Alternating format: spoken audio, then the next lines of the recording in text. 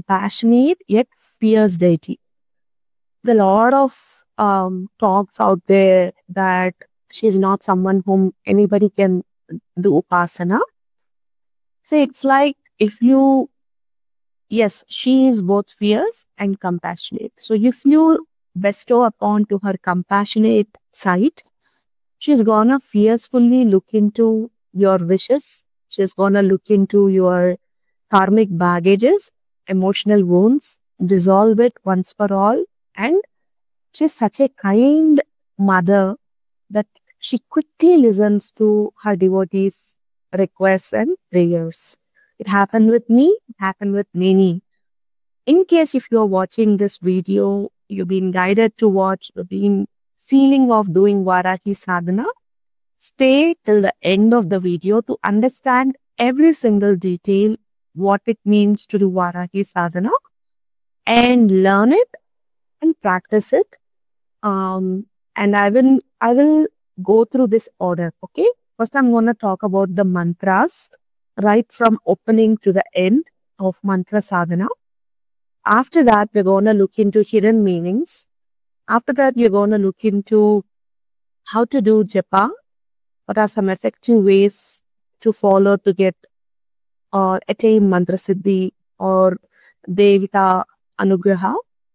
Then you're going to look into do's and don'ts while you're doing mantra sadhana, punascharana method of doing mantra sadhana for men, women, both, and what are some signs you would see when you have attained mantra siddhi, and many more. What, like, whenever I ask anyone or when I put mantras, there's a question that comes in mind that can this be done without initiation?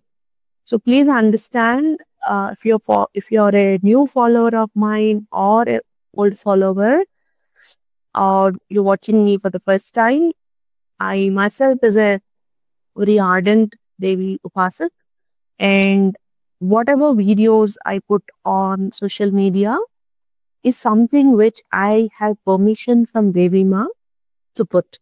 If I don't get the permission, I would not. And most of the times, I myself would have practiced it and only then I put it on media.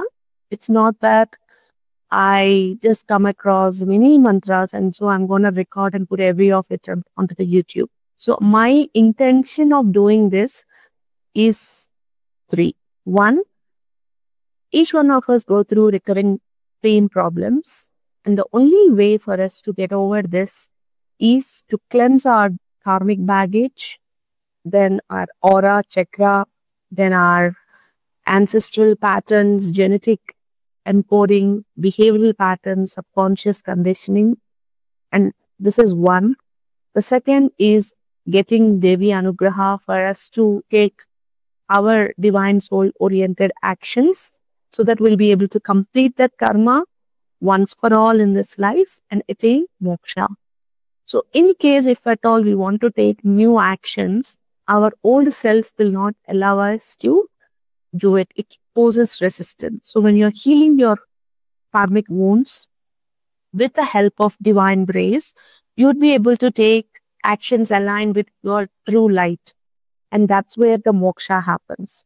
So in this channel, you would find healing videos. You would also find ways to connect with divinity using mantras or deeper connection with God acts, which I practice, I share.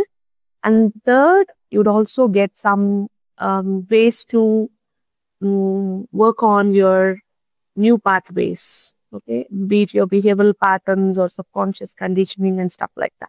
So you'll find all this content in this channel. And one of the reasons why I'm doing Varahi Sadhana is she's a very, very, very, very compassionate and she's very quick to bestow results if you do the right way. And I have not seen a single time when you do sadhana of Varahi Ma and your answers are not yet fulfilled or your wishes are not yet fulfilled. Yes, there is a reason why they don't get fulfilled, because your actions are not aligned with the new you. So you're doing sadhana, you do for some quite a while you've been doing her sadhana. So we will assume that she has cleansed your karmic baggages, but still you're not seeing result. It means that your actions are not aligned with the new you. So once you start aligning, things will start shifting for you. But on a majority, whoever bestows Varahima, they are gonna get very, very quick results.